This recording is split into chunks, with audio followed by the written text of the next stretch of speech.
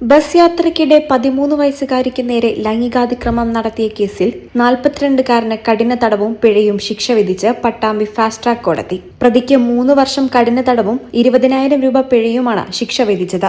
മണ്ണാർക്കാട് പയ്യനടം കുമ്പളം പുഴയിൽ വീട്ടിൽ 42കാരൻ ബിജുവിനെയാണ് Pattambi fast track കോടതി ജഡ്ജി ദിനേശൻ എം പിള്ള ശിക്ഷ വിധിച്ചത്. പിഴ സംഖ്യ അതിജീവിതയ്ക്ക് നൽകാനും വിധിയായി. കല്ലടിക്കോട് പോലീസ് രജിസ്റ്റർ ചെയ്ത കേസിൽ അന്വേഷണം നടത്തി കുറ്റപത്രം സമർപ്പിച്ചത് സബ് ഇൻസ്പെക്ടർമാർ M Shaheer, V M Naushad എന്നിവരാണ്. പ്രോസിക്യൂഷന് വേണ്ടി public prosecutor advocate K Sandeep ഹാജരായി. പട്ടാമ്പി ഫാസ്റ്റ് ട്രാക്ക് സ്പെഷ്യൽ കോടതിയിലെ ലേസൺ ഓഫീസർ മഹേശ്വരി പ്രോസിക്യൂഷന് സഹായിയായി. ഈ ചാനൽ പട്ടാമ്പി.